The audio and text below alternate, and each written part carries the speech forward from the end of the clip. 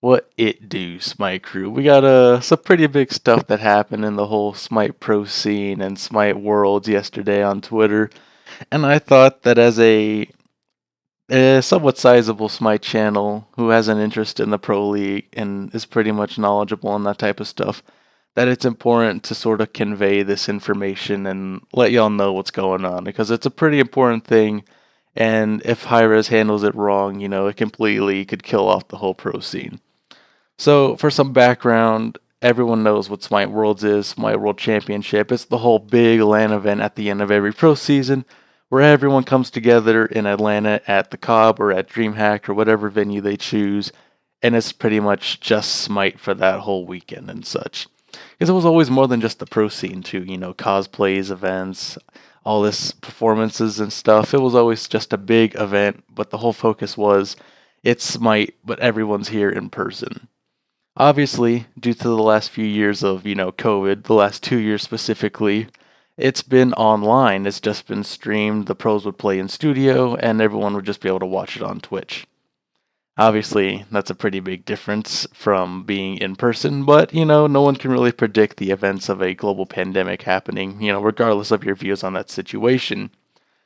From what we've heard down through the grapevine, thanks to Variety and a couple of other pros like Final K corroborating the information, it's going to be another year of an online LAN of Smite Worlds, but it's not because of COVID. It's going to just be purely because of they don't want to invest in it.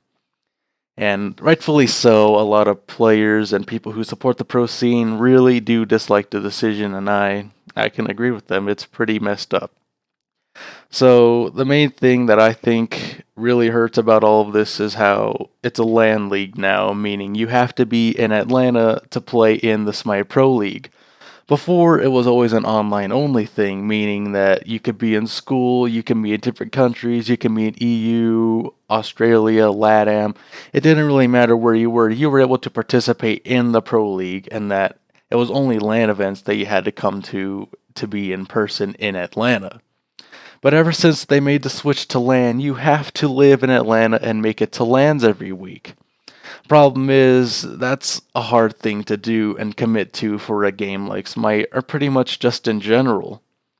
Think of the entirety of Sanguine slash Leviathans, and all the EU players had to move all the way over to Atlanta to play Smite just to get told that there's no in person LAN because they don't think it's worth investing in. I think it's really unfair to those people who have to uproot their entire lives, come to Atlanta and play Smite just to be told that they're not worth investing in. And I mean, understandably so. It's a big part of competitive sports and esports in general. It's all about, winning the thing at the end in front of a crowd, playing under all that pressure because it is a way different environment when you're playing in front of a crowd versus not. I've played, sports in high school and stuff, and there's nothing like competing in front of a crowd.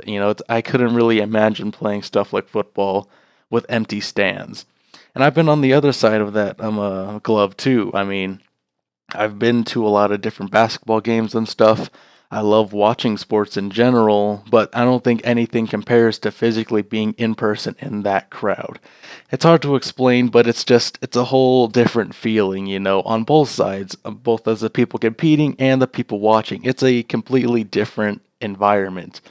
And for a lot of people, that means like pretty much everything. Like players like Captain Twig and everything, they came all the way from EU just to be told, yeah, it's going to be online again because, why not?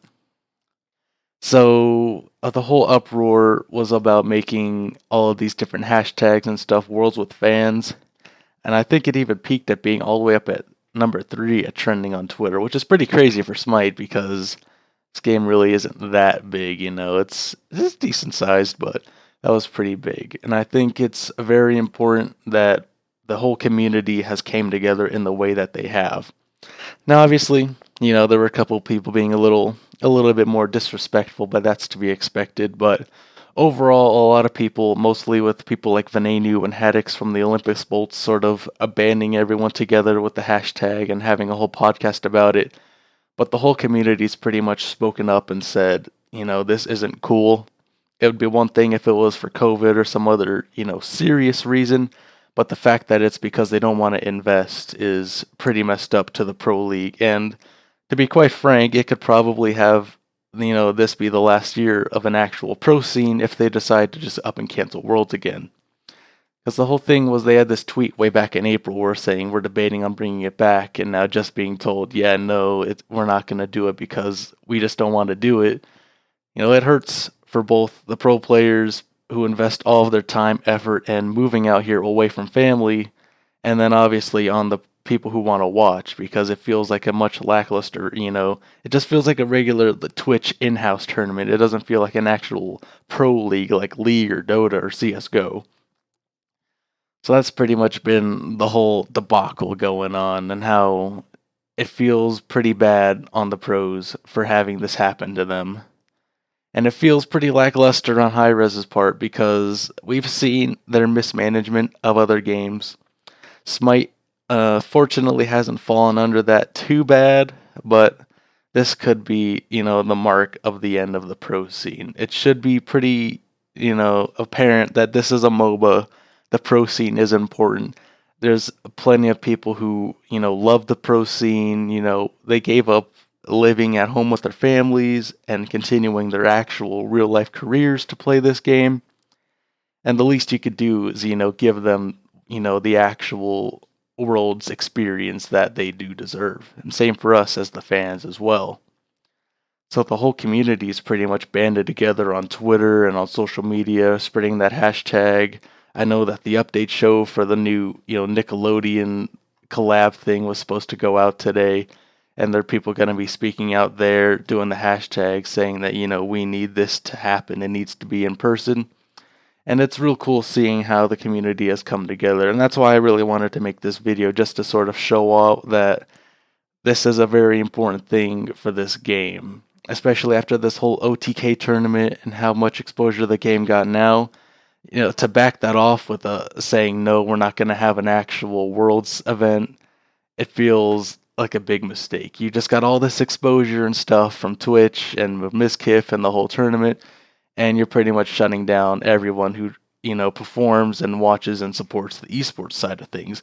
And I think it's important, especially when it's an esport type game. I mean, it's a MOBA. It's a more casual focused MOBA, of course, but the pro scene is still very important. The design team, when they're making gods and doing updates and such, and nerfing and buffing things, they take into account the pro league and the pro players.